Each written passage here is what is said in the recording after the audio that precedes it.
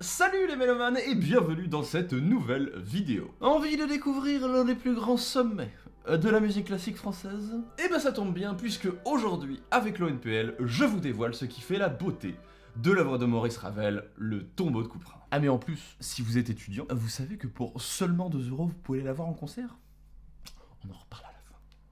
Le Tombeau de Couperin est une suite pour piano de 6 petites pièces composées entre 1914 et 1917 et pensée avant tout comme un hommage non seulement au compositeur français François Couperin, mais à tout le XVIIIe siècle musical français. Une libre inspiration et une libre réinterprétation, donc façon Maurice Ravel. Mais alors, comment ça sonne du Ravel? Eh bien, pour ceux qui ne connaissent malheureusement encore que le boléro, c'est pas forcément avec ça que vous allez pouvoir vous dire... Ah oui, non mais Ravel, moi de toute façon, moi j'adore, hein, c'est un secret pour personne, hein. Non, ce fameux boléro n'est en réalité qu'une œuvre, aussi géniale soit-elle, d'exercice orchestral. Et surtout de base, un bon gros troll pour les puristes de l'époque. Alors aujourd'hui, je vous propose de découvrir le cœur des sonorités raveliennes, et rien de mieux pour ça que de plonger dans le tombeau de Couperin. Le recueil s'ouvre avec le prélude, hein, comme toute bonne suite baroque qui se respecte. Hein. Et chez Ravel, on se réveille en douceur. Un flux ininterrompu de notes, hein, on croirait presque entendre le chant des oiseaux. Hein. Oh oui, c'est beau.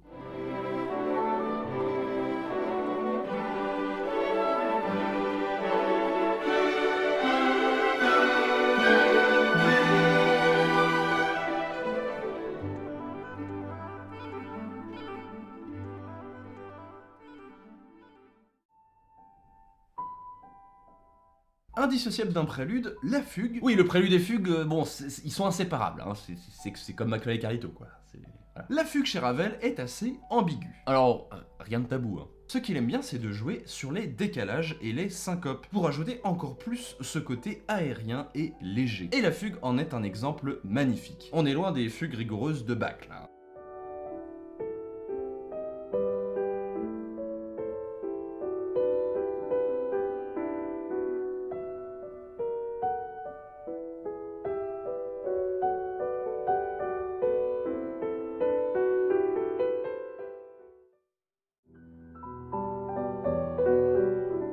Alors là, on est au cœur même de la composition, puisque c'est à partir de ce mouvement-là que Ravel décide de composer le Tombeau de Couperin. Et vous savez qui l'a inspiré? Le pape. En effet, le pape Pie X avait décrété que le tango c'était n'importe quoi en fait, et qu'il fallait remettre à la mode la forlane, une vieille danse très en vogue au XVIIIe siècle. Et j'aime particulièrement ce mouvement, où Ravel en fait nous offre une page de musique très simple, très épurée, à la fois une danse gracieuse, à la fois envoûtante, mais aussi très mystérieuse et nostalgique.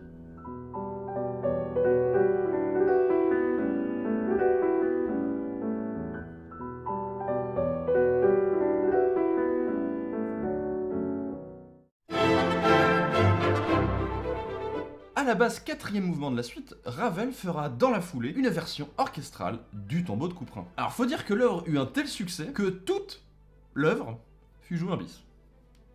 Ça aide. Et de quatrième pour piano, le Rigodon sera donc repris en finale de la suite en version orchestre, ce qui marche plutôt bien car on retrouve le côté vif et dansant. Mais à l'intérieur de tout ce côté festif, il y a un passage qui me plaît particulièrement. On dirait presque une petite comptine populaire.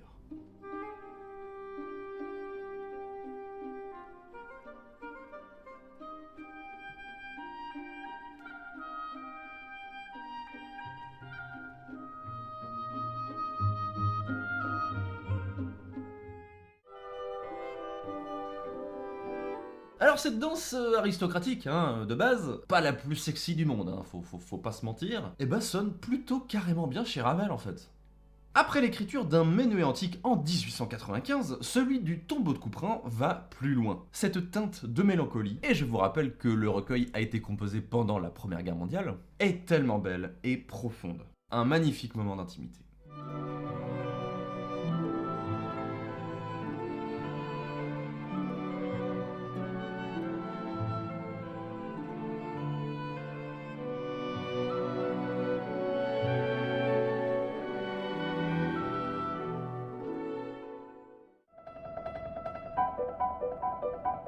et on termine le recueil tout en virtuosité. Mon mouvement préféré de l'œuvre, hein. Voilà, c'est dit, c'est posé. Avec une écriture pianistique très agile, très sportive, puisque sans cesse les notes sont répétées et accentuées. Et ça n'empêche pas de toujours trouver le cœur de la musique de Ravel, cet alliage entre le clair et l'obscur.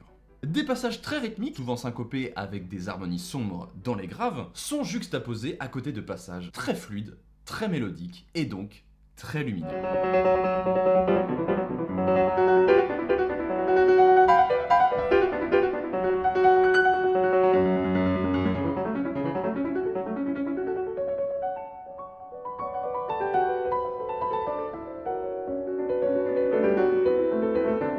Voilà, j'espère que vous en savez un peu plus sur ce qui fait la beauté de cette œuvre de Maurice Ravel. Et vous savez le mieux, vous pourrez aller l'écouter en concert si vous êtes dans les régions angevines et nantaises le 5 et le 12 novembre prochain. Voilà. Du coup, si vous êtes étudiant, l'ONPL vous propose pour seulement 2 €, non mais c'est plus propose là, c'est carrément invite là, de les voir en version piano et orchestre. Vous pouvez retrouver le pianiste Rémi Génier et l'orchestre de l'ONPL sous la direction de Pascal Roffet. 2 concerts pour le prix d'un quasiment. Alors du coup on se retrouve là-bas. Si vous êtes intéressé bien sûr, n'hésitez pas à aller en description, il y a tous les liens qu'il faut, réservation et information. Merci en tout cas d'avoir regardé cette vidéo, j'espère qu'elle vous a plu. Si c'est le cas, n'hésitez pas à liker, à partager, à commenter et à vous abonner à la chaîne. Sur ce, je vous dis à la prochaine les mélomanes, portez-vous bien, allez en concert, ciao.